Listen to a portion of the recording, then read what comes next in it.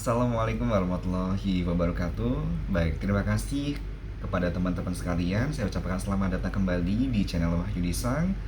Baik, teman-teman, pada kesempatan kali ini saya akan membahas terkait dengan prospek di bidang keperawatan, di dunia keperawatan.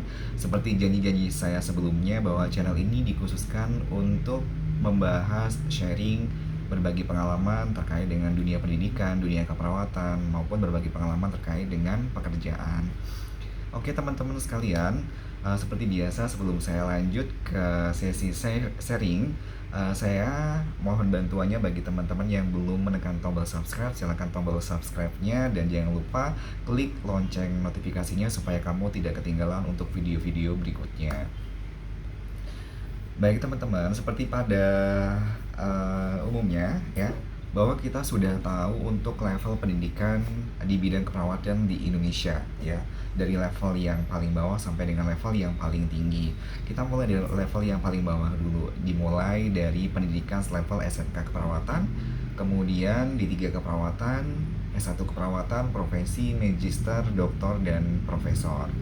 Oke, kita bahas dulu terkait dengan di bidang level SMK keperawatan. Di Indonesia tuh sudah banyak sekali ya teman-teman sekolah-sekolah menengah kejuruan yang membidangi untuk bidang keperawatan ya, untuk asisten tenaga keperawatan. Nah, sebetulnya mereka setelah mendapatkan pendidikan dan lulus itu akan melakukan yang namanya uji kompetensi ya. Uji kompetensi itu tujuannya untuk mendapatkan sertifikat dari BNSP yang akan mereka gunakan untuk melamar pekerjaan sebagai asisten perawat ya. Sebetulnya bukan hanya sebagai seorang asisten perawat di klinik maupun di rumah sakit saja, tapi mereka juga sebetulnya punya kesempatan untuk bekerja di luar negeri ya. Salah satunya adalah negara Jepang, karena saat ini negara Jepang sangat membutuhkan perawat-perawat yang nantinya akan dipekerjakan sebagai caregiver atau perawat lansia. Makanya teman-teman punya kesempatan yang luas nih bagi teman-teman yang ingin bekerja ya di luar negeri, terutama ingin mengembangkan dunia profesi di bidang keperawatannya ya.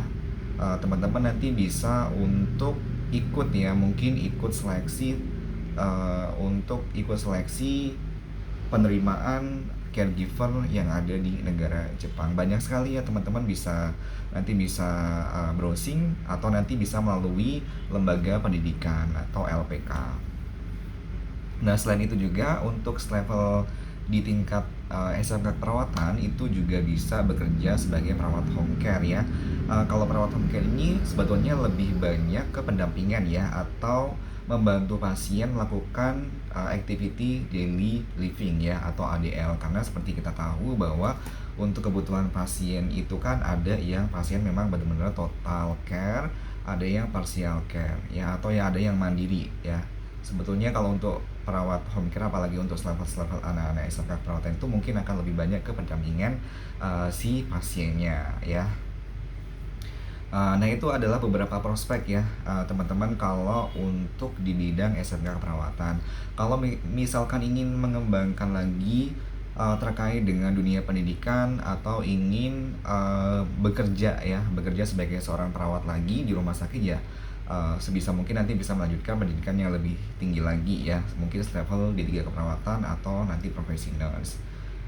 Oke, kita lanjut ke prospek level pendidikan di keperawatan. Nah, sebetulnya teman-teman banyak sekali kalau misalkan kita ketahui, selain dari sekolah instansi pemerintah, juga banyak sekali sekolah-sekolah di sekolah-sekolah swasta yang sudah memiliki jurusan di bidang keperawatan ya, termasuk salah satunya Poltekkes maupun Stikes yang ada di Indonesia. Nah, sebenarnya banyak sekali ya prospek di dunia keperawatan setelah teman-teman itu lulus dari kuliah.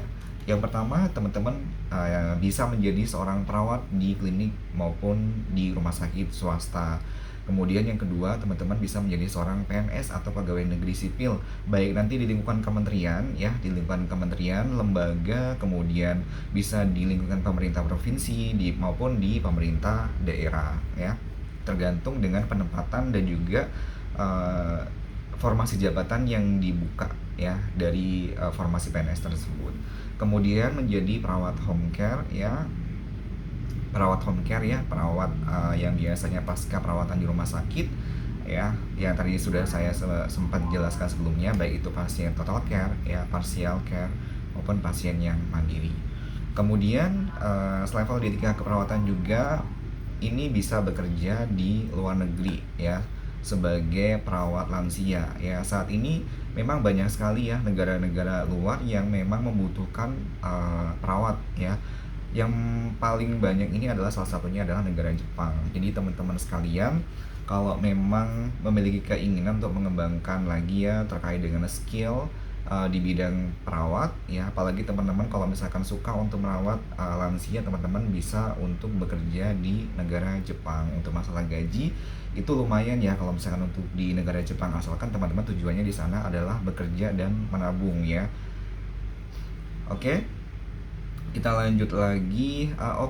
Sedikit sharing nih, kalau misalnya teman-teman ingin bekerja di sana itu programnya banyak ya. Ada yang melalui program P2P ya, privat to privat. Biasanya itu dari LPK yang kerjasama dengan pihak lembaga yang ada di Jepang, nanti akan ditempatkan di panti-panti yang sudah bekerja sama dengan mereka, atau nanti lewat jalur pemerintah, jalur G2G dari PP2PMI. Nanti teman-teman bisa googling terkait dengan lowongan pekerjaan yang ada di negara Jepang. Biasanya tiap tahun itu ada. Silakan teman-teman kalau misalnya mau, boleh untuk mengikuti media sosialnya, salah satunya Instagram BP2PMI, atau langsung kunjungi langsung di websitenya ya.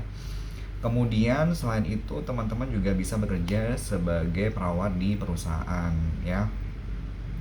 Tapi untuk perawat perusahaan itu biasanya disyaratkan minimal memiliki sertifikat BPJS ataupun sertifikat K3 ya. Untuk mendapatkan itu bagaimana, teman-teman bisa mengikuti pelatihan ya, baik pelatihan melalui webinar maupun pelatihan langsung ya, luring. Biasanya banyak kok lembaga-lembaga yang menyediakan pelatihan terkait dengan BPJS maupun K3 ya. Kemudian selain itu prospeknya selain di dunia medis ya, dunia medis sebagai seorang perawat, sebetulnya untuk level D3 keperawatan juga bisa bekerja di lingkungan kantoran ya. Banyak sekali, salah satunya adalah di perusahaan-perusahaan di bidang asuransi kesehatan, salah satunya mungkin BPJS ya, yang instansi BUMN, atau asuransi-asuransi kesehatan yang lainnya. Itu sangat banget membutuhkan yang namanya salah satunya tenaga perawat, mungkin sebagai customer service atau sebagai claims analis dan lain sebagainya. Dan bahkan banyak sekali ya mungkin dari lulusan D3 keperawatan yang mungkin di luar jalur ya untuk pekerjaannya, salah satunya adalah di dunia perbankan. Oke. Nah, kita lanjut untuk yang S1 ya. Itu tadi untuk yang level D3 keperawatan. Sebenarnya banyak banget ya untuk prospeknya. Jadi teman-teman sekalian jangan sampai patah semangat nih yang belum mendapatkan pekerjaan ya. Cari-cari informasi terkait dengan pekerjaan yang ada di media sosial ya. Banyak sekali kok informasi-informasi tentang pekerjaan. Nanti saya akan sharing di sesi yang selanjutnya. Sekarang S1 keperawatan. Nah, kalau S1 keperawatan ini ada dua ya. Ada yang memang S1 keperawatan memang dia dari alih jenjang, dari D3 keperawatan yang sudah punya STR, kemudian melanjutkan ke S1 keperawatan. Ada yang memang langsung melanjutkan pendidikan langsung di S1 keperawatannya. Nah, kalau misalkan memang dia sudah punya sertifikat dari alih jenjang, dia bisa bekerja di instansi rumah sakit atau klinik ya. Tapi kalau misalnya memang dia dari awal itu sudah mengambil pendidikan di S1 keperawatan, itu untuk prospek pekerjaannya dia untuk kedepannya tidak terjun langsung ya sebagai seorang perawat, karena memang untuk bekerja di klinik rumah sakit itu membutuhkan yang namanya surat tanda registrasi perawat atau STR ya. Itu memang dipersyaratkan bagi tenaga kesehatan yang akan melakukan praktik di rumah sakit maupun klinik. Jadi terus kalau S1 keperawatan harus bagaimana ya, kalau misalkan mau bekerja di klinik rumah sakit harus meneruskan di profesi perawatannya, atau banyak sekali kok instansi-instansi daripada pemerintah maupun swasta yang membutuhkan S1 keperawatan. Salah satunya yang tadi saya sebutkan, mungkin di dunia asuransi kesehatan atau perkantoran. Kalau misalkan di instansi pemerintah atau klinik swasta, klinik atau rumah sakit bagaimana, mungkin akan di situ akan lebih ditekankan untuk jabatannya sebagai administrasi ya, tapi bukan untuk yang perawat ya. Kalau perawat karena memang harus ada STR. Nah, selain itu bisa bekerja di mana lagi? Beberapa pengalaman saya kemarin mungkin saya yang pernah baca ya sebelumnya, itu ada kualifikasi kok untuk yang S1 keperawatan itu di Pegawai Negeri Sipil. Salah satunya adalah Kementerian Kesehatan. Jadi di sini akan lebih dikhususkan untuk adminkes ya, admin di kesehatan, administrasi kesehatan. Ya, kemudian S1 keperawatan bisa ngapain aja sih?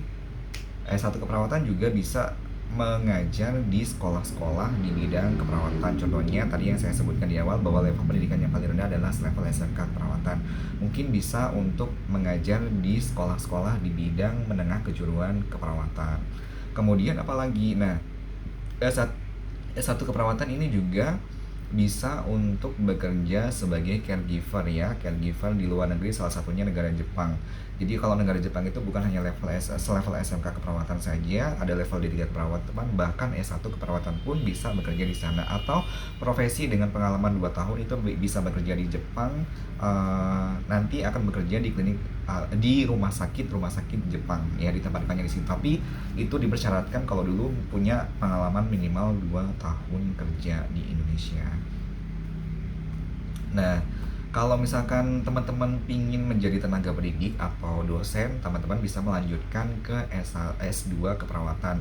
Tapi untuk saat ini sekolah-sekolah keperawatan itu akan lebih banyak mencari dosen yang memang dia sekolahnya linear ya. Linear artinya dia dari level S1 keperawatan profesi, kemudian S2-nya pun harus keperawatan ya.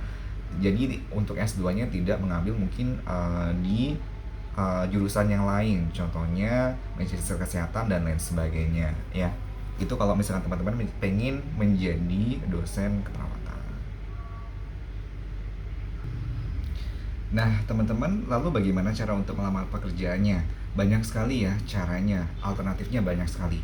Salah satunya adalah datang langsung ke instansi teman-teman yang ingin tuju, atau banyak sekali sekarang aplikasi-aplikasi yang mudah digunakan dalam melamar sebuah pekerjaan. Salah satunya adalah yang pertama ada bisa menggunakan email, kemudian banyak aplikasi untuk melamar pekerjaan. Salah satunya ada Jobstreet, kemudian Jobs ID, kemudian ada LinkedIn dan lain sebagainya. Nanti kita akan bahas lebih lanjut di pertemuan yang selanjutnya. Tapi saya ingatkan kembali teman-teman bahwa untuk email instansi perusahaan itu harus email yang resmi ya dari perusahaan tersebut, karena banyak sekali sekarang ini penipuan-penipuan di dalam dunia pekerjaan ya, apalagi mereka-mereka yang fresh graduate ya. Teman-teman harus banyak baca literasi terkait dengan kebenaran daripada alamat email instansi yang teman-teman tuju ya, jangan sampai nanti terjadi penipuan kepada teman-teman sekalian. Ya, karena jarang banget itu kalau misalkan untuk instansi perusahaan yang besar itu biasanya jarang menggunakan alamat Gmail, biasanya akan menggunakan alamat khusus untuk perusahaan tersebut ya. Jadi pastikan benar-benar bahwa alamat yang teman-teman tuju itu adalah benar. Oke, mungkin sekian teman-teman sharing saya terkait dengan prospek pekerjaan di bidang keperawatan. Nanti mungkin ya kita akan lebih lanjut terkait dengan bagaimana cara untuk melamar pekerjaan ya. Mungkin sampai di sini saja. Mudah-mudahan berguna, bermanfaat bagi teman-teman sekalian, dan yang masih mencari pekerjaan tetap semangat. Mudah-mudahan teman-teman sekalian diberikan kemudahan, dan bagi teman-teman yang masih kuliah nih di bidang keperawatan tetap semangat. Jangan lupa tetap belajar, dan mudah-mudahan teman-teman semuanya bisa mengembangkan apa yang sudah teman-teman dapatkan di instansi sekolah ya. Saya akhiri. Wabillahi taufiq walhidayah. Wassalamualaikum warahmatullahi wabarakatuh. Dan jangan lupa untuk tombol subscribe dan lonceng notifikasinya.